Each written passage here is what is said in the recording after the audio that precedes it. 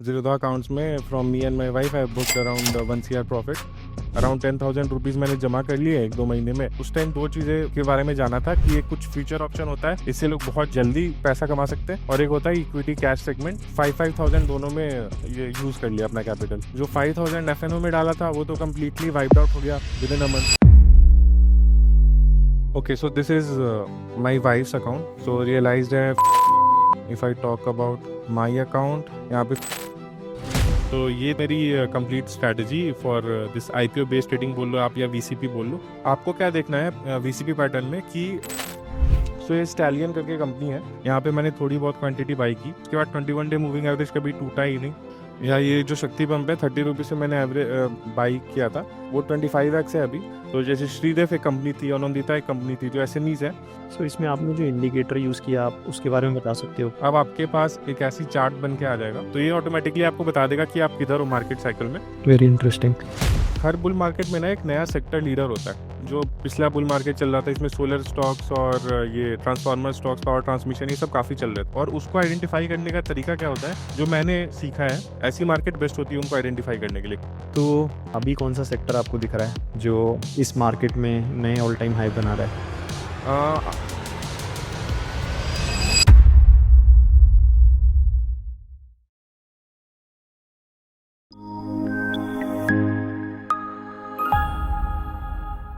हर्ष, recently आपने last 6 महीने में 1 करोड़ कमाए, तो that is a huge number. उसके बारे में थोड़ा आप बताओ। या so obviously like from college days itself मेरा वो था, एक ड्रीम था कि 1 CR कभी अकाउंट में देखूँ, जल्द से जल्द देखूँ। एंड सबका मतलब most of the middle class, I come from middle class background, तो ऐसा ही कुछ होता है। सो मतलब अभी लास्ट 6 मंथ्स में मैंने रियलाइज़ किया कि मतलब प्रॉफिट बुक की अगर मैं बात करूँ रियलाइज प्रॉफिट की, तो ज़ीरोधा अकाउंट्स में from me and my wife I have booked around 1 CR profit. तो this is a milestone for me and I hope the journey continues. Okay, so this is my wife's account, Apurva Singh. So if I talk about equity segment combined this financial year from 1st April till 18th of October, so realized है 53.45, unrealized 1.89 है। So unrealized में मेरा mainly portfolio plus minus 2-3% of the account size होता है, क्योंकि I keep booking the profits. This is my swing account, my wife's swing account. So if I talk about my account, here also equity segment combined from 1st April till 18th of October, यहाँ पे 54.17 है and net realise 50.19 है। यहाँ पे unrealise आपको loss दिख रहा होगा 3.29 लाख का, because again I keep booking profits since अभी मार्केट साइडवेज है, तो आई प्रेफर की बुक माई प्रॉफिट्स बिकॉज वापस वो स्टॉक उसी लेवल पे आ जाता है। बुल मार्केट में my strategies are different, sideways and bear में डिफरेंट है। So this was it. तो पहले मैंने मेरी जो स्टॉक मार्केट से मेरा इंट्रोडक्शन हुआ वो मेरे कॉलेज के डेज में हुआ। जी। तो कॉलेज के डेज में काफ़ी इंटरेस्टिंग था because I was in finance club of my college IIT BHU। तो वहाँ ओके। पे 2017 में काफ़ी गेस्ट स्पीकर्स वगैरह आते थे कॉलेज में, वो कुछ स्टॉक मार्केट रिलेटेड भी थे। तो वहाँ से एक पता चला कि ठीक है, स्टॉक मार्केट नाम की कोई चीज़ होती है, यहाँ पे लोग जिनको अच्छे से स्किल्स आता है उनका पैसा भी बनता है। अदरवाइज मैंने घर में तो यही सुन रखा था कि स्टॉक मार्केट गैम्बलिंग होती है, दूर रहना, बर्बाद हो जाते हैं लोग, ये सब वो सब। तो काफ़ी नेगेटिव बायस था मेरा।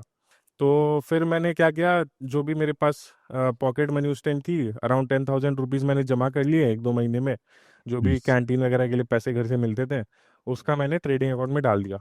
उसके बाद मैंने क्या किया, उस टाइम दो चीज़ें के बारे में जाना था कि एक कुछ फ्यूचर ऑप्शन होता है, इससे लोग बहुत जल्दी पैसा कमा सकते हैं, और एक होता है इक्विटी कैश सेगमेंट, जहाँ चीज़ें स्लो एंड स्टेडी होती हैं, रिस्क भी कम होता है। तो मैंने क्या किया, 5,000 दोनों में ये यूज़ कर लिया अपना कैपिटल। जो 5,000 एफएनओ में डाला था वो तो कम्प्लीटली वाइप्ड आउट हो गया with in a month. Initially okay. कुछ 5,000 का 6-7,000 भी बना लिया, बट एक गलत ट्रेड में पूरा का पूरा अकाउंट वाइप आउट हो गया। तो मुझे समझ आ गया कि ये कोई सस्टेनेबल चीज़ है नहीं, एटलीस्ट मेरे लिए, at the skill set which I am presently. आप में से जितने भी लोग हैं जिन्हें स्टॉक मार्केट इन्वेस्टिंग में इंटरेस्ट है, उनके लिए एक छोटा सा अपडेट है कि जो शुभम है वो संडे को एक वेबिनार कर रहे हैं। तो जिन्हें नहीं पता शुभम के बारे में, शुभम 29 की एज में फाइनेंशियली फ्री हो गए थे, इसलिए अमेजॉन यूएस की जॉब छोड़ के वो बैंगलोर इंडिया शिफ्ट हो गए और एक फुल टाइम इन्वेस्टर बन गए। तो अगर आप इस वेबिनार में इंटरेस्टेड हैं और शुभम के एक्सपीरियंस से सीखना चाहते हैं तो इसके लिए आप डिस्क्रिप्शन में दिए गए लिंक से वेबिनार के लिए रजिस्टर कर सकते हैं। और जैसे ही आप वेबिनार के लिए रजिस्टर करते हो you will get a free short course on your WhatsApp कि जो स्टॉक प्राइस है किसी भी कंपनी का वो इंक्रीज या डिक्रीज कैसे होता है, प्लस अ कैलकुलेटर जो शुभम यूज करते थे जब वो अपनी फाइनेंशियली फ्री की जर्नी में थे। इसके साथ साथ जब आप संडे को वेबिनार ज्वाइन करोगे तो you will also get a free gift there. हम एक वेबिनार में मैक्सिमम 400 लोगों को एक्सेप्ट करते हैं। अगर इस वीक का वेबिनार आप मिस करते हैं तो आपको अगले हफ्ते तक वेट करना पड़ेगा। तो उस टाइम पे जो भी निफ्टी 100 के स्टॉक्स हुआ करते थे जो 52 वीक लो पे चलते थे उनको बाई किया करना मैंने स्टार्ट किया। बट उसमें मैंने ये नोटिस किया कि वो फॉलिंग नाइफ की तरह है। मैंने उनको अगर ऑल टाइम हाई से 30% डाउन पे लिया है वो वहां से भी 10-20% गिर सकते हैं। तो फिर पता चला कि कुछ ना कुछ कंपनी के अंदर नेगेटिव होगा, उसकी वजह से वो फॉल हो रहा है। जैसे यस बैंक वगैरह बहुत सारी गलतियां करी। तो रियलाइज हुआ कि बस दो चीज़ें हैं। एक है शेयर प्राइस का मतलब ही अगर मैथमेटिकली आप लॉजिकली सोचो तो share price is equal to nothing but जो भी वो कंपनी अर्निंग्स पर शेयर है उस कंपनी की times the P ratio, right. तो दो चीज़ें हैं आपके पास, दो वेरिएबल्स हैं। या तो अर्निंग्स पर शेयर बढ़ जाए तो फिर शेयर प्राइस बढ़ जाएगा at the same P ratio, या तो फिर उसका पी मल्टीपल बढ़ जाए। तो पी मल्टीपल तो कम्प्लीटली सेंटिमेंट ड्रिवन है, उसको तो आप कंट्रोल नहीं कर सकते हो। बट ईपीएस पे आप एक कैलकुलेटिव गेस ले सकते हो कि इस कंपनी का ईपीएस आने वाले टाइम में क्या हो सकता है। फिर उस टाइम मुझे ना एक कंपनी मिली शक्ति पंप्स करके। तो शक्ति पंप्स का आई थिंक जून 2019 जब मैं कॉलेज में था उस टाइम इन्वेस्टर पीपीटी आया था। तो मैंने उसको डिटेल में पढ़ा। उस टाइम पीएम कुसुम योजना आई थी, आई थिंक मार्च में, 2019 मार्च में ही आई थी। तो पीएम कुसुम योजना में ना ये कुछ सोलर पंप्स के लिए फॉर इरिगेशन फार्मर्स को सब्सिडी वगैरह देने का प्लान था। तो सोलर पंप्स में काफ़ी ग्रोथ होने का पोटेंशियल था, वो काफ़ी बड़ी स्कीम थी। गुड मतलब आउटलुक एंड एवरीथिंग। सो मैंने आइडेंटिफाई की कि ये उस time I think 400 crore market cap पे थी ये शक्ति pump, and share price was 30 rupees. या ये जो शक्ति पंप है 30 रुपीज़ से मैंने एवरेज बाई किया था। एंड वो 25x है अभी। तो इसको मैं इसलिए नहीं बेचता हूँ, ऑल्दो मुझे पता है कि अब वैल्यूएशन जूस नहीं है, बट ऐसे एज अ मोमेंटम रखा हुआ हूँ कि मतलब वन ऑफ द फर्स्ट या सेकंड मंथ की सैलरी से लिया था। तो ऐसे इसको एज अ मोमेंटो छोड़ दिया है पोर्टफोलियो में। तो मतलब ऐसी स्टोरीज मिल जाती हैं अगर you keep your eyes open and starting valuations low हो एंड बड़ा टेलविंड हो 2-3-4 साल का, तो फिर ऐसी स्टोरीज बन जाती हैं। तो कोई एंड टू एंड आप एग्जांपल ले सकते हो ताकि ये कॉन्सेप्ट थोड़ा और क्लियर हो जाए, कोई और भी अगर आपने लेना है तो। हाँ बिल्कुल बिल्कुल। सो ये स्टैलियन करके कंपनी है। सो ये रिसेंटली आई थिंक बहुत ज़्यादा टाइम भी नहीं हुआ इसको लिस्ट हुए, जनवरी 2025 में ही एज यू कैन सी ये लिस्ट हुई थी।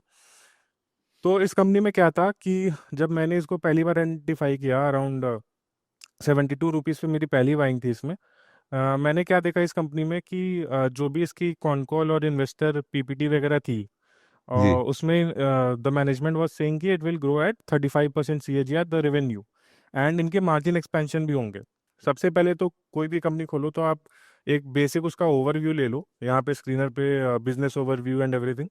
तो इसमें समझ आ गया कि ये डी बल्किंग बिजनेस में थी। ठीक है, तो डी बल्किंग में क्या होता है कि ये गैसेस वगैरह इंपोर्ट कराती है, देन यहाँ पे उसको डीबल करके लोकल कस्टमर्स को बेचती है। तो यहाँ पे एक सिंपल सी चीज़ थी कि अगर इनका इंपोर्ट डेटा काफ़ी सॉलिड आ रहा है इसका मतलब कि इसका बिजनेस अच्छा चल रहा है। एंड दूसरी चीज़ थी कि जो भी रेफ्रिजरेंट गैस में ये थी उसके ग्लोबल प्राइसेस क्या चल रहे हैं। अगर ग्लोबल प्राइसेस उसके हाई हैं तो फिर इनका मार्जिन भी इंप्रूव होगा, और इनके जो भी एक्सपेंशन प्लान्स थे आईपीओ के पैसे से उससे तो एनीवेज मार्जिन इंप्रूव होना था, क्योंकि ये सेमीकंडक्टर गैसेस और इन सब चीज़ों में आने वाली थी। मई जून के अराउंड ये 16-17-18 के पीई पे ट्रेड कर रही थी।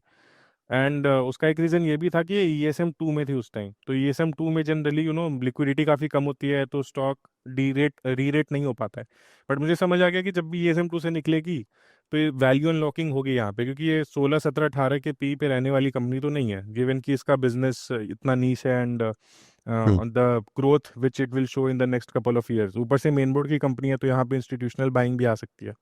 सो इन सब चीज़ों की वजह से मैंने इसको लिया। आईपीओ ट्रेडिंग मैं बहुत करता हूँ क्योंकि यहाँ पे ना मतलब रिटर्न्स काफ़ी आउटसाइज बनते हैं और क्विक बनते हैं।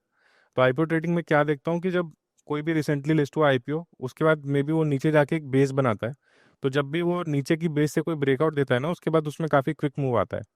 तो यहाँ पे दो बेस बने, एक तो ये वाला बेस बना ये जो आप यहाँ पे इसका एक हाई रीच हुआ, उसके बाद वो ESM 2 वगैरह में चला गया, वहां से फिर करेक्शन होके फिर ये वापस यहाँ पे ब्रेक करने की कोशिश किया, देन रीटेस्ट करके वापस रन अप दिया।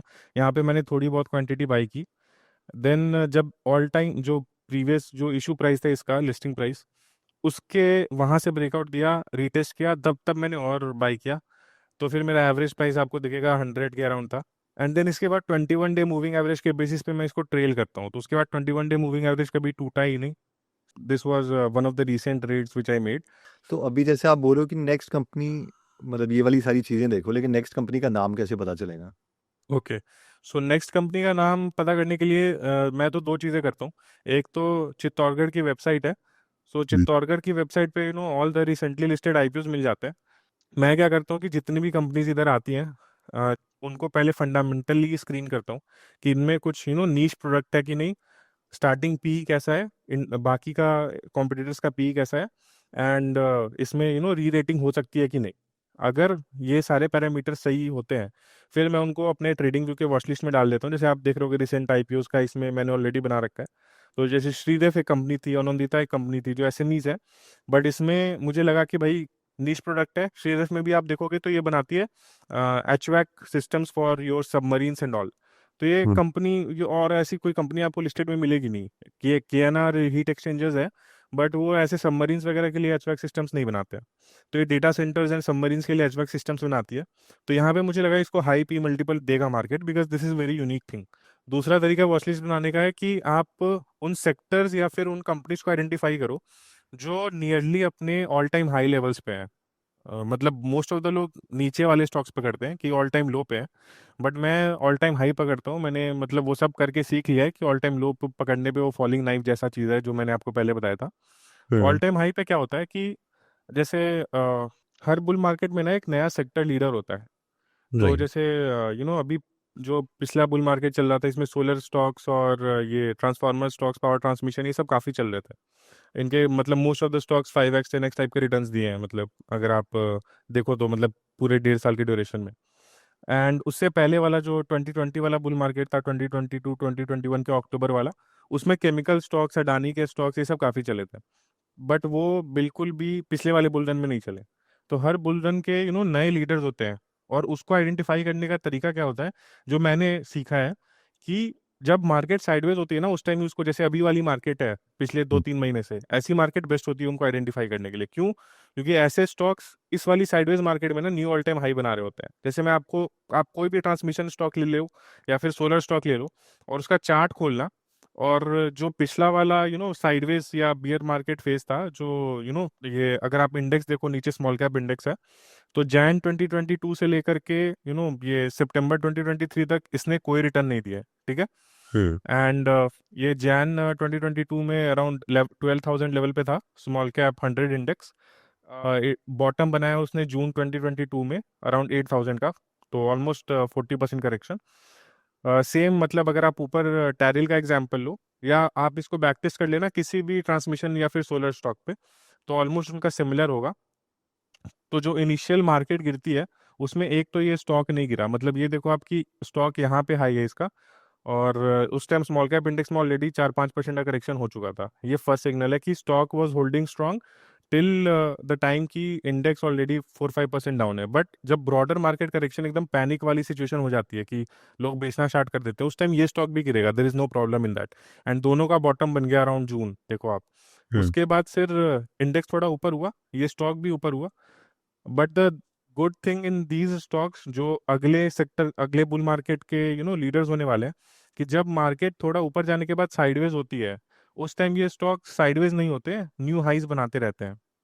एंड आप देखोगे by the time index reach to its previous level which was 12,000, it reached in August 2023। अगस्त 2023 तक ये स्टॉक ऑलरेडी, अगर आप देखोगे तो 56-55 के लेवल तक पहुंच गया था। तो ये ऑलरेडी डबल हो चुका है, डबल से ज़्यादा हो चुका है। बट इस टाइम भी अगर आप इसको ले लो, तो फिर आप देखो मतलब कितनी बड़ी आगे की रैली है। मतलब 55 रुपीज से अगेन 600 तक ये गया, वापस से करेक्ट हुआ। बट इस टाइम मैं देख रहा हूँ कि ये चीज़ नहीं हो रही। जैसे अगर इंडेक्स साइडवेज है तो ये स्टॉक भी साइडवेज है, इसका मतलब कि मे बी ट्रांसमिशन स्टॉक अगले बुल मार्केट में ना चले। तो फिर अब ऐसे सेक्टर्स आइडेंटिफाई करने पड़ेंगे जो अभी के साइडवेज मार्केट में न्यू ऑल टाइम हाई बना रहे हैं। तो इसको आप इंडिविजुअली देखोगे एक एक स्टॉक को, या कोई और स्ट्रक्चर्ड वे है कि? ओके, सो इसमें मैं क्या करता हूँ कि जैसे बहुत सारे प्लेटफॉर्म्स हैं जहाँ पे हर इंडस्ट्री का आपको वो मिल जाता है एक इंडेक्स, या फिर ट्रेडिंग व्यू पे भी आप पहले इंडेक्स ट्रैक कर लो, जैसे PSU बैंक इंडेक्स या फिर जो भी इंडेक्स हैं अवेलेबल। तो उनके चार्ट्स देख लो कि with respect to small cap या फिर निफ्टी वो स्ट्रेंथ शो कर रहे हैं कि नहीं। अगर शो कर रहे हैं तो फिर उसके कुछ इंडिविजुअल स्टॉक्स जो भी फंडामेंटल स्क्रीनिंग करके आपकी क्राइटेरिया है, जैसे ROC more than 20%, ROE more than 20%, screener पे जो भी आपकी फंडामेंटल क्राइटेरिया है उसको लिख करके देख लो कि उस इंडस्ट्री में आपके कौन कौन से स्टॉक्स आ रहे हैं, उनको फंडामेंटली स्टडी कर लो कि इनकी ग्रोथ गाइडेंस क्या है। और मतलब टाइम टेकिंग प्रोसेस तो है थोड़ा, it's not completely automated, time taking है, but it will give you good dividends. ये जो आपने प्रोसेस बताया है उसमें अभी कौन सा सेक्टर आपको दिख रहा है जो इस मार्केट में नए ऑल टाइम हाई बना रहा है? मुझे मेटल एंड माइनिंग दिख रहा है काफ़ी सॉलिड, एंड उसके पीछे मैंने फंडामेंटल रीज़न ढूंढने की कोशिश करी। इसके लिए आप AI का भी यूज़ कर सकते हो। सो जब AI से मैंने जैसे परप्लेक्सिटी फाइनेंस या फिर ChatGPT यूज़ करके पूछा कि माइनिंग सेक्टर में क्या चल रहा है, मतलब क्या टेलविंड्स है, या फिर कंपनी के कॉन कॉल्स आप पढ़ लो, तो जैसे GMDC या फिर किसी भी कंपनी का आप कॉन कॉल पढ़ोगे, वहाँ पे रेयर अर्थ की बहुत बात हो रही है। एंड ग्लोबल सिनेरियो भी कुछ ऐसा चल रहा है, मतलब चाइना ने बोल दिया है कि वी विल नॉट मतलब is restricting the export of rare earth minerals and all. तो जो कंपनीज रेयर अर्थ की तरफ एक्सपैंड कर रही हैं उनमें एक बड़ा टेलविंड आ सकता है, क्योंकि ये एक ऐसी चीज़ नहीं होगी रेयर अर्थ मिनरल जो 6 महीने में सॉर्ट आउट हो जाएगी, लंबा टाइम लगेगा इसको सॉर्ट होने में। आ, तो इसमें एलोकेशन का क्या प्रोसेस रहता है? ओके, सो एलोकेशन में मैं क्या करता हूँ कि मेरा कोर ऑब्जेक्टिव है कि बहुत ज़्यादा स्टॉक्स मैं नहीं रखता हूँ अपने पोर्टफोलियो में। पहले मैं रखता था, पहले अराउंड 30-40 स्टॉक्स होते थे मेरे पोर्टफोलियो में, इवन 50 भी पहुंच जाते थे। उससे दिक्कत क्या होती थी मुझे कि मैं कभी भी क्विक डिसीजंस नहीं ले पाता था। कि अगर कोई स्टॉक लेट सपोज 10% गिर गया, मेरी प्राइस से 15% गिर गया, मैं तब भी उसको नहीं काट रहा हूँ, क्योंकि उसमें मेरा स्टेक्स कम है। मतलब 2% of my capital is invested, 2 और 3% ऑफ माई कैपिटल। तो वो अगर इवन 10-15% डाउन है तो आई मतलब वो पड़ा रहता था, ऐसे 6 महीने साल भर पड़ा है वो स्टॉक। उसकी वजह से ना कैपिटल ब्लॉक होने की वजह से मुझे लगता है कि काफ़ी रिटर्न्स कम हो जाते हैं एंड मॉडरेट हो जाते हैं, आई मीन। एंड अगर आप कंसंट्रेटेड बिट्स लेते हो, बट रिस्क मैनेजमेंट के साथ मैं बोल रहा हूँ। सो रिस्क मैनेजमेंट से मेरा क्या मतलब है कि एक्चुअली सपोज करो मतलब यहाँ पे दो मैथमेटिकली इसको देखते हैं आप कि अगर दो अकाउंट रखते हैं, एक में अपना कोई स्टॉप लॉस नहीं है, जितना लॉस हो रहा है होने दो। सेकंड वाले अकाउंट में हम एक फिक्स रखेंगे कि 10% से ज़्यादा लॉस किसी भी स्टॉक में नहीं होने देंगे। ठीक है, आप मतलब 10% यूज़ कर सकते हो, या फिर कोई मूविंग एवरेज यूज़ कर सकते हो, कोई सब मतलब रेजिस्टेंस यूज़ कर सकते हो, what ever it is. But यहाँ पे मैंने लिया है कि 10% से ज़्यादा लॉस नहीं होने देंगे किसी भी स्टॉक में। एंड 20 ट्रेड्स लिए दोनों में सेम रिटर्न्स के साथ, मतलब गेन्स सब में देखोगे आप सेम है। जैसे फर्स्ट ट्रेड में आपको 6% गेन हुआ, देन 8% हुआ, देन 10% हुआ। लॉसेज में भी वैसे ही है, 7, 8, 10 जो भी है। एंड मैंने लॉस में सेकंड वाले सिनेरियो में क्या किया है, सबको 10 कर दिया है। जो -7 -8 है इसको भी 10 कर दिया है, एंड जो 10 से ज़्यादा वाले हैं उनको भी 10 कर दिया है, क्योंकि our loss is capped at 10%। But returns में बहुत बड़ा डिफरेंस होगा, क्योंकि अगर आप देखो कि यहाँ 100 रुपीज़ से स्टार्ट किया तो यहाँ पे ये कैलकुलेट करता जा रहा है, and order will not matter. अगर आप -13 को यहाँ रख लो, +15 को यहाँ रख लो, कुछ भी कर लो, the result will be the same. तो ये 100 रुपीज़ का आपका 87.95 रुपीज़ होता है विदाउट स्टॉप लॉस। एंड जो दूसरा अकाउंट है उसमें जो जहाँ पे हमने 10% स्टॉप लॉस कैप कर दिया था, वहाँ 79.89% का रिटर्न है। सो क्यों ऐसा होता है, क्योंकि जब बड़ा लॉस आप करते हो ना अकाउंट में, जैसे 20%, 25, 30%, तो उसको रिकवर करने के लिए बहुत ज़्यादा प्रॉफिट करना पड़ता है। जैसे अगर 20% का लॉस रिकवर करना है तो आपको मे बी 25% का प्रॉफिट करना पड़े, 50% का लॉस रिकवर करना है तो 100% का प्रॉफिट करना पड़ेगा, क्योंकि आपकी कैपिटल रिड्यूस हो जाती है। तो that's why limiting losses is very important. तो मतलब ये स्ट्रैटेजी मोमेंटम में तो फोड़ देगी, वो तो मतलब समझ में आता है। साइडवेज मार्केट में जहाँ पे क्लियर विनर्स हैं वहाँ पर भी शायद आउट परफॉर्म कर दे। लेकिन प्रॉब्लम ये आती है जब साइडवेज मार्केट है और मतलब सेक्टर रोटेशन बहुत फास्ट हो रहा है, तो आप चर्न चर्न चर्न चर्न करे जा रहे हो because you are churning like twice a month, और बेसिकली बहुत ज़्यादा फास्ट रेट पे चर्निंग हो रही है। एंड आप 10% का स्टॉप लॉस ले रहे हो तो कैपिटल रिड्यूस होता जा रहा है धीरे धीरे। सो ऐसे केसेस में ये कब डिसाइड करना है कि भाई मुझे नहीं लेना ट्रेड, अभी अभी मैं बैठूंगा आराम हाँ, से। So correct. What is the process for that? So इसमें मेरी क्या स्ट्रैटेजी रहती है, तो मैं ना एक आरओसी इंडिकेटर यूज़ करता हूँ। एंड आरओसी इंडिकेटर की सेटिंग्स में मैं इसको लेंथ को 18 एंड टाइम फ्रेम को मंथ रखता हूँ। अब आपके पास एक ऐसी चार्ट बन के आ जाएगा। इसमें आपको क्या करना है, जीरो पे एक लाइन ऑलरेडी बनी आती है एंड एक लाइन आपको 45 के लेवल्स पे बना देनी है। तो यहाँ पे कहीं भी आप कर लो इसको, ड्रॉ हॉरिजॉन्टल लाइन एट 45। तो ये हमें क्या बताता है कि जब भी ये जीरो के पास पहुंचे, that is the best time to go aggressive in equity. जब भी ये 45 के पास पहुंचे, दैट मीन्स कि इक्विटी से थोड़ा पोजीशन हटा लो, मे बी गोल्ड में या कहीं और शिफ्ट कर लो, कॉर्पोरेट बॉन्ड्स में, गोल्ड में कहीं भी शिफ्ट कर लो। तो जैसे आप देखो कि यहाँ पे अभी सितंबर 2024 के अराउंड जब मार्केट का टॉप बना था, ये 45 के लेवल पे पहुंच गया था। अब ये जीरो जाने वाला है, मे बी अगले 2-3 महीने में चला जाए। अगेन यहाँ पे आप देखो कि मार्च 2023 में ये जीरो के पास था, which was a signal two by.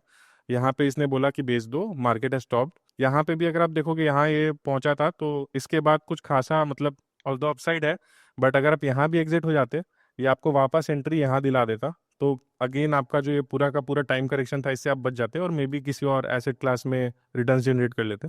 तो ये एक मार्केट टॉपिंग का थोड़ा आइडिया दे देता है कि ये एग्जैक्ट तो नहीं बताएगा कि किस दिन आपको बेच देना है, किस दिन आपको कर देना है, बट एक आपके माइंड में पिक्चर बन जाती है कि we are near the top या नियर द बॉटम। एंड दूसरी चीज जो है ऑब्वियसली स्टॉप लॉस है। उसमें क्या होता है कि अगर मान लो आप मैंने 5 ट्रेड लिए, पांचों के पांचों स्टॉप लॉस हिट हो गया, विच मीन्स कि मार्केट में कुछ ना कुछ तो मतलब है, मतलब कोई करेक्शन आने वाली है या ऑनगोइंग है, market is not looking very great. तो उस टाइम मैं या तो 30-40% कैपिटल से ही ट्रेड करूंगा। तो that is my strategy during so big इसमें आपने जो ड्रॉडाउन्स। इंडिकेटर यूज किया, आप उसके बारे हाँ में बता सकते हो क्या हाँ, है श्योर श्योर एग्जैक्टली श्योर। वो? तो आरओसी इंडिकेटर क्या करता है कि ये simply rate of change calculate करता है, और इसमें जो हमने सेटिंग्स लगाई हैं, इसका मतलब है कि टाइम फ्रेम हमने 1 मंथ रखा है, इसका मतलब एंड लेंथ 18 रखा है, इसका मतलब कि 18 मंथ के ड्यूरेशन में ये कैलकुलेट करेगा कि इस इंडेक्स का क्या रिटर्न रहा है और वो बताएगा। तो अगर प्रीवियस 18 मंथ्स का देखें, तो इंडेक्स ने 10% रिटर्न दिए हैं प्रेजेंटली, मतलब सितंबर एंड का ये बता रहा है। देन यहाँ पे क्या हुआ था, ये सितंबर 2024 में इंडेक्स ने 45% का रिटर्न दे दिया था इन द प्रीवियस 18 मंथ्स। तो अब ऐसा क्यों होता है कि ये 45 पे जाके करेक्ट होने लगता है इंडेक्स एंड जीरो पे आके वापस बुल रैली स्टार्ट हो जाती है? ऐसा इसलिए होता है क्योंकि स्टॉक मार्केट बोल लो या फिर स्टॉक्स बोल लो आप या इंडेक्स बोल लो, they are slave of earnings, जैसे ईपीएस वाली बात हमने समझी थी। एंड सिमिलरली निफ्टी 50 इंडेक्स की अगर आप बात करो, तो ये 50 कंपनीज हैं जो सो इनके जो अर्निंग्स होती हैं वो मतलब on an average 12-15% per year बढ़ती हैं। कुछ ही अच्छे साल में 15%, 16% भी बढ़ जाएंगी, किसी बुरे साल में 10-11% भी बढ़ सकती हैं। तो होता क्या है, ऑन एन एवरेज आप 12% भी अगर पकड़ लो, तो जो 18 महीने का ड्यूरेशन है, इसमें अराउंड 20-22% का return in terms of earnings, company की अर्निंग्स बढ़ने में, निफ्टी की ईपीएस ग्रोथ की अगर आप बात करो, तो 22% का ईपीएस ग्रोथ होता है on an average in 18 months. तो जब ये 45 पहुंच जाता है, इसका मतलब क्या हुआ कि अर्निंग्स से डबल इंडेक्स बढ़ गया। मतलब अगर अर्निंग्स बढ़ी 22% से, इंडेक्स बढ़ गया 45% से, विच मीन्स की ओवर वैल्यूएशन की तरफ जा रहा है। इंडेक्स ने डबल रिटर्न दे दिए as compared to earnings. Similarly zero हो गया, इसका मतलब कि अर्निंग्स तो बढ़ गई होंगी 22% से, बट इंडेक्स अगेन 0% रिटर्न दिया है पिछले 18 मंथ्स में, विच मीन्स की थोड़ी अंडर वैल्यूएशन हो रही है। तो ये ऑटोमेटिकली आपको बता देगा कि आप किधर हो मार्केट साइकिल में। Very interesting. बट एक्चुअली मैं जो पर्सनली फॉलो करता हूँ स्मॉल कैप इंडेक्स, क्योंकि मेरा पोर्टफोलियो एसएमई इंडेक्स और स्मॉल कैप इंडेक्स के हिसाब से ही चलता है। तो स्मॉल कैप 100 इंडेक्स की बात करूँ, इसमें भी ये सेम इंडिकेटर है, बट यहाँ पे थोड़े नंबर्स अपने चेंज हो जाते हैं। इसमें मैं लेंथ को 20 कर देता हूँ, क्योंकि यहाँ पे जो ड्यूरेशन होता है ना, वोलेटिलिटी ज़्यादा होती है, तो हमें ज़्यादा टाइम ड्यूरेशन लेना पड़ता है। अगेन टाइम फ्रेम 1 मंथ ही रहेगा अपना, और यहाँ पे जीरो वाली लाइन तो सेम रहेगी कि जीरो पे बाई करना है, बट 100 पे सेल करना है हमें। और इसका रीज़न है क्योंकि स्मॉल कैप कंपनीज में वोलेटिलिटी ज़्यादा होती है, प्लस अर्निंग्स ग्रोथ भी ज़्यादा होती है निफ्टी से। तो ये इनके लिए पॉसिबल है कि 20 मंथ्स में आपको 100% का रिटर्न दे दे, and then they start correcting, and this is a back tested number. तो जैसे यहाँ पे मार्च 2023 में ये भी जीरो के अराउंड यहाँ पे आ गया था, तो this was a time to buy, again this was a time to sell. Again वो जीरो के आसपास आ रहा है, सिंगल डिजिट में आ गया ऑलरेडी, नेक्स्ट 2-3 मंथ्स में जीरो के अराउंड पहुंच जाएगा। देन यहाँ पे अगर आप देखोगे तो ये नवंबर, ये वाला जो पूरा फेज था ना, ये स्मॉल कैप्स के लिए बहुत ही बुरा था, आई विल से। एंड क्योंकि इस टाइम फंडामेंटली काफ़ी चीज़ें चेंज हो रही थी, डिमोनेटाइजेशन था, देन जीएसटी था, देन शेल कंपनीज का पूरा डिस्कवरी चल रहा था। तो अगेन यहाँ पे अगर आप देखोगे तो 100 के अराउंड टच किया था।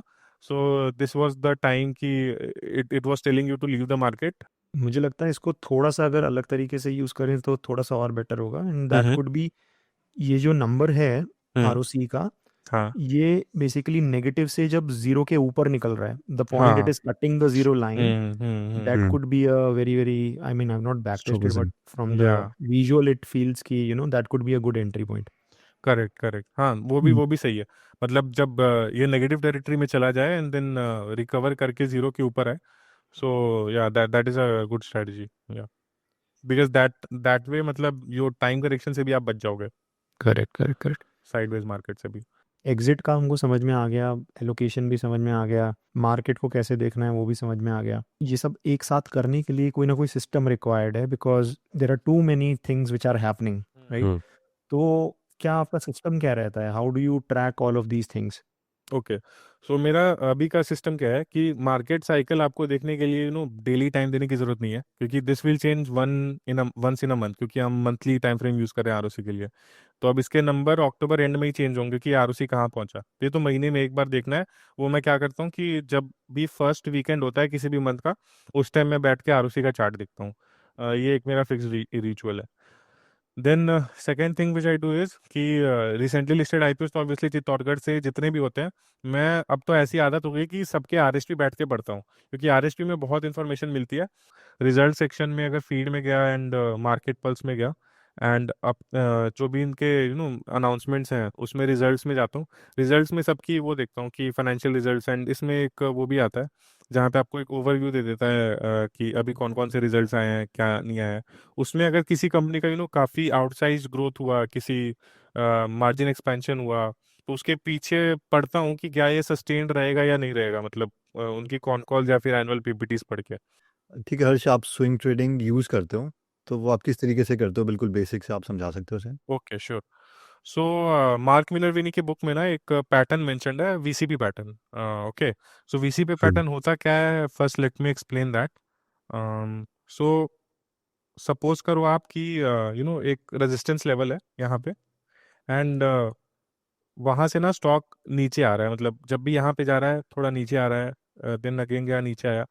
सो आपको क्या देखना है पैटर्न, वीसीपी पैटर्न में कि जैसे इसको बहुत लोग कव विथ हैंडल भी बोलेंगे, मल्टीपल हैंडल्स, तो it is similar, but the only thing is कि ईच टाइम इसका डेप्थ कम होना चाहिए। एंड उसका एक लॉजिक जो समझाया है मार्क मिलरविनी ने, and I completely agree because I don't go with things without logic. So जो पहला डेप्थ होगा इसका, ओके, जो भी उसको बोल लो आप, एट D1 बोल लो या जो भी बोल लो, ये उससे कम होना चाहिए, मतलब नेक्स्ट वाले डेप्थ से ज्यादा होना चाहिए, नेक्स्ट वाला डेप्थ इससे कम होना चाहिए। तो नेक्स्ट टाइम आप देखो ये शैलो बनेगा, उसके अगले बार और शैलो बनेगा, नेक्स्ट टाइम ये और शैलो बनेगा, एंड ऐसे करके प्राइस एक टाइट रेंज में मूव करने लगेगा एंड देन एक ब्रेकआउट देगा। तो that is a complete VCP pattern. Tightness is important, breakout से पहले टाइटनेस होना चाहिए। अब इसके पीछे का लॉजिक क्या है, क्यों होना चाहिए टाइट, क्यों उसको अच्छा सेटअप मानेंगे? तो इसका सिंपल लॉजिक है कि जब पहली बार स्टॉक इस प्राइस पे गया तो फिर काफी लोग आ गए प्रॉफिट बुक करने या फिर एग्जिट करने, and stock price started falling and it fell to a certain level. उसके बाद बुल्स चार्ज लिए and then stock started coming up, but again same level पे आके प्रॉफिट बुकिंग हुई। बट इस टाइम मतलब बुल्स ने पहले ही चार्ज ले लिया एंड इतना नीचे इसको जाने ही नहीं दिया। They started buying even before this level, and यहीं पे स्टॉक कंसोलिडेट करके started moving up. Next time इससे भी पहले बुल्स गॉट एक्टिवेटेड। अगर आप परसेप्टिव टर्म्स में देखो कि जैसे मान लो कोई भी स्टॉक है XYZ, तो XYZ इनिशियली मान लो यहाँ 100 रुपीज था, एंड देन यहाँ पे 50 रुपीज हो गया, देन यहाँ पे 75 हो गया, देन यहाँ पे 80 हो गया, ऐसे। सो इसका मतलब क्या है कि फर्स्ट टाइम हेवी बाइंग कब आई, जब 50 रुपीज के राउंड स्टॉक पहुंचा, तब लोगों के परसेप्शन में ये चीप हो गया और वैल्यू बाइंग स्टार्ट हुई और ये सब चीजें, और सेलिंग रुक गई। नेक्स्ट टाइम ये 75 के लेवल पे ही लोगों को चीप लगने लग गया। मतलब स्टॉक का परसेप्शन देखो आप, या फिर डिमांड सप्लाई का गेम देखो कि स्टॉक में डिमांड जल्दी आ जा रही है पहले के मुकाबले। देन ब्रेकआउट से जस्ट पहले काफी टाइट कैंडल्स बनेंगी, मतलब वो नीचे गिरने ही नहीं देंगे बायर्स, थोड़ा बहुत 3-4% नीचे गिरेगा, बाइंग आ जाएगी, वापस ऊपर चला जाएगा। तो ऐसे करके वीसीपी पैटर्न को आइडेंटिफाई करना है, मेनली द टाइटनेस। एंड यहाँ पे जो आईपीओ ट्रेडिंग स्ट्रैटेजी है उसके हिसाब से यहाँ पे एक एंट्री, फर्स्ट एंट्री बनती है, यहाँ पे टॉपअप बनता है, क्योंकि यहाँ पे जो लिस्टिंग डे का था प्राइस उसको इसने ब्रेकआउट दिया, रीटेस्ट किया, रीटेस्ट पे एंट्री ले सकते हैं, एंड देन इसको ट्रेल कर सकते हैं 63 ईएमए के बेसिस पे या 21 ईएमए के बेसिस पे, what ever time frame suits you. ऐसे अगर इसको 63 ईएमए पे, अगर इफ यू विल सी, तो 63 ईएमए तो कभी टच ही नहीं किया है, तो कंटिन्यूअस अप ट्रेंड में। एंड 21 ईएमए थोड़ा क्लोज होता है, तो ये कई बार आपको आउट करेगा, वापस इन करेगा। तो 21 ईएमए में भी मेरी स्ट्रैटेजी क्या रहती है कि जब 21 ईएमए के नीचे जाए, एक सिंगल रेड कैंडल क्लोजिंग दे इसके नीचे, फॉर एग्जांपल यहाँ पे अगर आप देखो, जैसे हमारी एंट्री तो यहाँ पे बनी, देन यहाँ पे हमने टॉपअप किया, तो ये वाली तो ऐसे भी एग्जिट नहीं होगा हमारा। देन हाँ, यहाँ पे अगर आप देखो तो यहाँ पे मेरे हिसाब से एग्जिट हो जाना चाहिए। तो जैसे ये रेड कैंडल बनी, अगले दिन रिकवर हो गया, यहाँ पे एग्जिट नहीं करेंगे, बट ये जो कंटिन्यूअस 2 रेड कैंडल बन गई तो मेरे हिसाब से एग्जिट है। बट मेरी स्ट्रैटेजी में मैंने क्या इनकॉर्पोरेट किया है कि एग्जिट हो जाओ यहाँ पे 747 के लेवल पे, बट जैसे ही ये स्टॉक वापस 21 ईएमए को रिक्लेम करे तो वापस एंटर भी हो जाओ। जैसे अगर आप, मैं यहाँ भी देखूँ, अगर आप मान लो यहाँ एग्जिट कर जाते, वापस यहाँ पे एंटर करते, सेकेंड डे कहीं भी एंटर करते, तो 3-4-5% यही आपका मिस होता कि आपने जो री एंट्री हुई आपकी 3-4% ऊपर हुई, बस यही होगा। बट आप क्लियर कट एक डाउन ट्रेंड से बच जाओगे। मतलब अगर ये स्टॉक यहाँ से वापस इस लेवल पे आ जाए तब आप क्या कर सकते हो, मतलब ऐसे बहुत से एग्जांपल्स आपको मिलेंगे। एक इनिशियल अच्छी रैली हुई, बट फिर पता नहीं क्या हुआ, कुछ फंडामेंटल दिक्कत आ गई, क्या हो गया वो तो बाद में पता चलेगा आपको, but stock started correcting and वो वापस इस लेवल पे आ गया, तो फिर आपके सारे गेन्स चले जाएंगे। उससे अच्छा यहाँ पे बुक कर लो 4-5%, ठीक है, रैली मिस हो गई, 4-5% का एक्स्ट्रा प्रीमियम पे करके वापस एंट्री कर लो। एंड उसके बाद फिर ये कभी, क्योंकि 2 कंटिन्यूअस रेड कैंडल इसके नीचे बनी ही नहीं है, तो कभी आप आउट हुए ही नहीं हो, अगेन यहाँ पे आउट हुए हो आप, तो अभी वापस से री एंट्री बनती नहीं है। अगर इसके वापस से 2 ग्रीन कैंडल या फिर एक ग्रीन कैंडल और नेक्स्ट डे अच्छा मिल गया मूवमेंट, देन फिर मे बी री एंट्री कर सकते हो, बट उसके लिए जिसने यहाँ पे बाई किया हो ट्रेडिंग बेस पे, अब यहाँ पे फ्रेश एंट्री कोई करेगा तो उसके लिए रिस्क रिवॉर्ड पुअर है। तो ये थी मेरी complete strategy for this IPO based trading बोल लो आप या वीसीपी बोल लो। तो जनरली जो आईपीओ बेसिस होते हैं ना, ये दोनों का कॉम्बिनेशन होता है, मतलब आईपीओ बेसिस में आपको वीसीपी मिल ही जाएगा। सो बेसिकली रिसेंटली हम लोग भी एक बैक टेस्ट कर रहे थे, तो उसमें हमको ये दिखा कि सेम स्ट्रैटेजी थी। एक थी जो आप बोल सकते हो जिसका विन रेट 66% आ रहा था, और एक थी जिसका विन रेट शायद 15% आ रहा था। 15 15 ओके। लेकिन ये जो 15% वाली स्ट्रैटेजी थी वो दूसरी स्ट्रैटेजी से डबल रिटर्न दे रही थी, हम्म, बिकॉज चर्निंग रिस्क बहुत जल्दी रिवॉर्ड। जल्दी कर रही हाँ, थी और बहुत जल्दी जल्दी पैसे लगा रही थी। तो आपका मतलब जो है एक्सपीरियंस क्या रहा है in terms of win rate and in terms of आप बोल सकते हो कि वॉलिटिलिटी या draw down and sure. Like काफ़ी लोग क्या होता है ना, वो दिमाग में वो रख के चलते हैं कि विन रेट को मुझे मैक्सिमाइज करना है, 90% के ऊपर विन रेट होना चाहिए। तो उसके बारे में व्हाट आर योर थॉट्स? सो यहाँ पे एक सिनेरियो लेते हैं, तो यहाँ पे मैंने लिया है कि 5% स्टॉप लॉस है आपका, 10% प्रॉफिट टारगेट है। देन एक सेकंड सिनेरियो कि 5% स्टॉप लॉस, 15% मतलब 1:3। देन अगेन 1:2, 3% stop loss, 6% profit, and 3% stop loss, 9% profit. Okay, and win rate यहाँ पे आपका कि 40, 50, 60 तीन सिनेरियो लिए हैं कि अगर 40% मतलब 10 में से अगर 4 स्टॉक्स में आपका प्रॉफिट बना, 6 में लॉस हुआ, तो फिर क्या मंथली रिटर्न्स बनेंगे आपके और सीएजीआर क्या बनेगा। तो आप देखोगे इसमें कि ठीक है, अगर 1:2 भी आपका रिस्क रिवॉर्ड है एंड 40% भी आपका विन रेट है, स्टिल 42% का सीएजीआर बनता है। बट ये तब है जब आप कैपिटल को महीने में 4 बार रोटेट कर लो अपने, ठीक है।